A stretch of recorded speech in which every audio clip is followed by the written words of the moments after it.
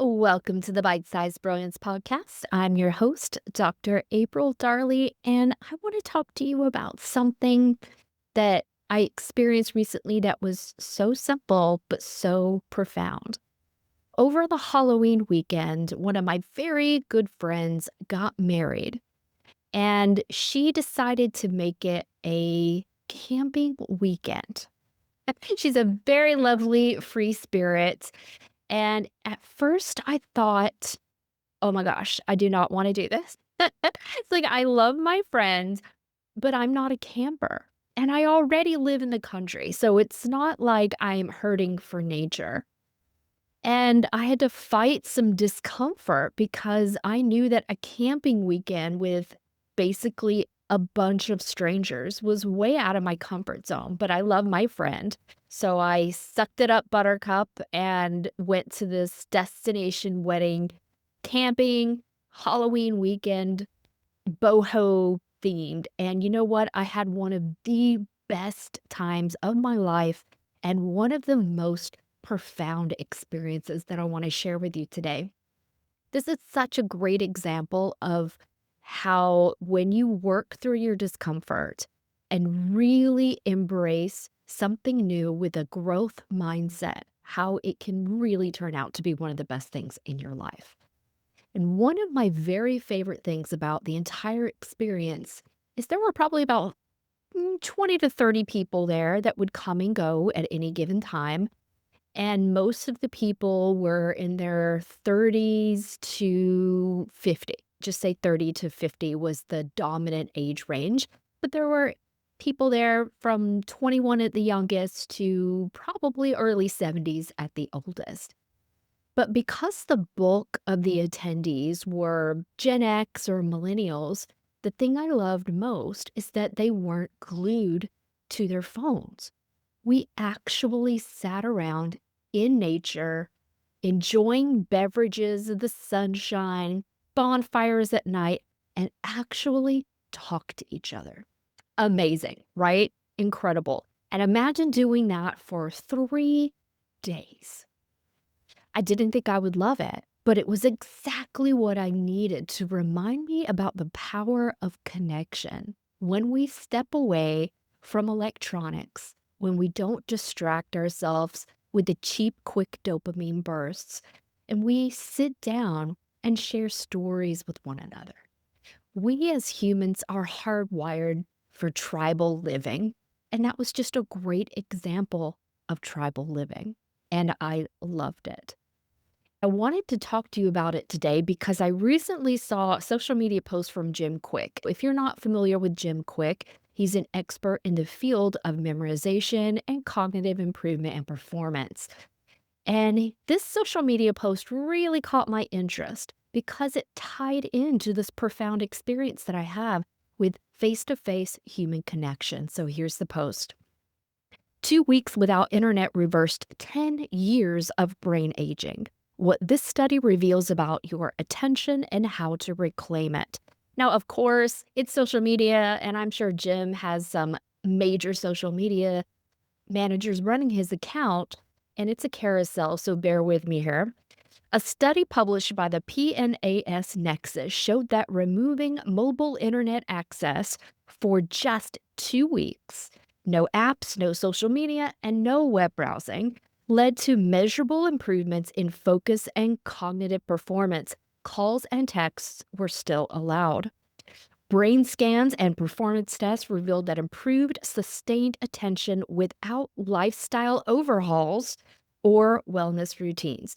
Just that one thing, getting off your phone for 2 solid weeks, took 10 years off of cognitive decline, improved your mental performance. And I can see that. Now, sadly, he did not provide a link for the study, which I would have loved to have dived deeper into that and verified some of these things on my own. But when you go back to the slower, the lower, that tribal, that simple type of living, where you have nature, you have bonfires, you have people sharing stories and getting to know each other, that is so powerful. And it's only recently that we moved away from that. I wanted to share this story with you just in case you're feeling that absence of connection in your life, where you're feeling overstimulated, your social skills, you just feel they're not where they used to be, then maybe it's time to schedule a little camping weekend with your besties. Because the beautiful part about nature is many studies have shown that nature does not overstimulate or overwhelm your senses. Because nature, think of it like a soft focus. There's no one thing that screams and jumps out to the brain, which makes it give those short, quick dopamine bursts that cause us to have this scattered attention and focus. Nature has that sustained softness to where we can take in multiple stimuli at once, and it doesn't make us feel scattered or overwhelmed. Quite the opposite, where it actually grounds us. In Japan, they have this beautiful ritual. It's forest bathing, and it's the scents, the sights, the sounds, and even some of the chemical compounds that the trees and the plants give off. We need that. It feeds us and calms us down. From an evolutionary perspective, hearing the sound of bird song teaches your unconscious, your survival brain, that you are in a safe state. That's a little tip, trick, or hack, my friend, that we are wired from back in our caveman tribal days, that when we hear bird song and nature sounds, it's this big sign of safety to our brains. But when things go eerily quiet in nature, that's when you need to worry. So right now, if you're struggling with overwhelm, but you feel anxious and quiet, then you may want to put some birdsong on, and it gives that safety cue to your brain so that you can regulate with your breathing and get rid of that anxious mood and those thoughts using other techniques that I can teach you in my Bespoke Brain System. But if you are like me and semi bougie and if camping sounds like your worst nightmare, don't be afraid to try it. Working through that discomfort, being brave and courageous actually gives you a dopamine hit as well. You can get so much pleasure from doing uncomfortable things because it is a growth mindset. You are experiencing discomfort with the purpose of growth rather than making you feel unsafe and shrinking. It will require you to get out of your comfort zone. It will require you to be courageous and, most of all, be yourself. That genuine human connection is so healing to your mind, your body, and your spirit.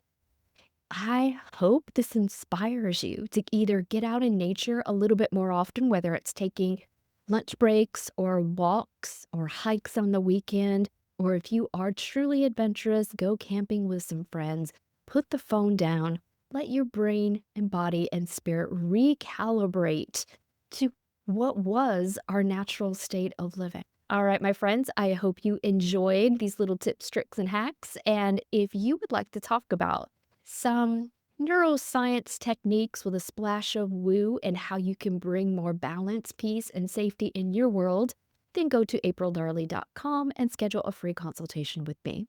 Until next week, goodbye.